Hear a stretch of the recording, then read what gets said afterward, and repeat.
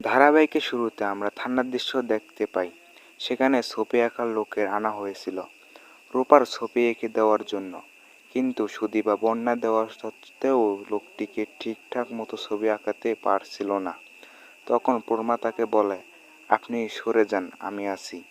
এরপর পূর্ণা এগিয়ে যায় এবং ঠিকঠাক মতো রূপার ছবিটা এঁকে দেয়। পরবর্তী আদিত্য তার কনস্টেবলদেরকে বলে এই ছবিটা সব জায়গায় ছড়িয়ে দেওয়ার জন্য, আর ছবির নিচে রূপার নামটা লিখে দেওয়ার জন্য।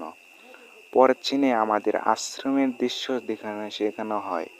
সেখানে রূপাকে রাখার জন্য দুজন লোক নিয়ে যায় এবং আশ্রমের দায়িত্ব যিনি ছিলেন তাকে পুরো ঘটনা খুলে বলে এবং এটাও জানায় যে রূপা মানসিকভাবে অসুস্থ। এ কথা শোনার পরে আশ্রমে দায়িত্ব থাকা মহিলাটি লোক দুটোর আশ্বাস দেয় রূপার কোনো অযত্ন ওখানে হবে না। কেউ যদি তার খোঁজ করতে আসে তো পর্যন্ত প্রমাণ দিয়ে তাকে নিয়ে যেতে হবে। এরপর রূপাকে ভিতরে পাঠিয়ে দেওয়ার হয়। পরের সিনে আমাদের চৌধুরী বাড়ির দৃশ্য দেখানো হয়।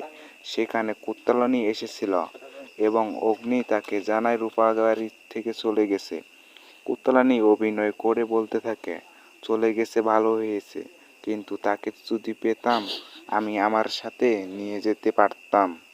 অনু রেগে গিয়ে বলে, এই মহিলা চলে গেছে, আপদ বিদায় হয়ে গেছে, ওনার জন্য বাড়ির সুন্দর লোক মেয়ে পড়েছে তাকে খোঁজার জন্য। ঠিক সেই সময় সেখানে আদিত্য এবং বাকিরা চলে আসে। আদিত্য এবং অভয় গাইতিকে জিজ্ঞেস করতে থাকে রূপা কি করে বাড়ি থেকে চলে গেল।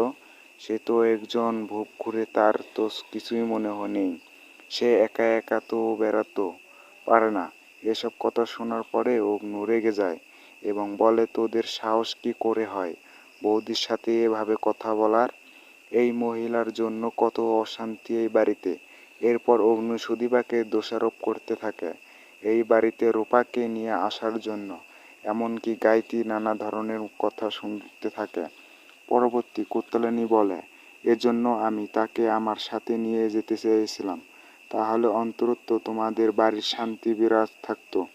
এসব কথা শোনার পরে সুদীপা বলে, আপনার এত ইন্টারনেট কেন? ওনার প্রতি কুত্তলানি বলে, তুমি এটা কে কথা উচ্চারণ করলে? বন্ধুরা, আজকে ছিল এইটুকু ভিডিওটি ভালো লাগলে চ্যানেলটাকে সাবস্ক্রাইব করে দিয়ে আমাদের সাথেই থাকবেন। ধন্যবাদ।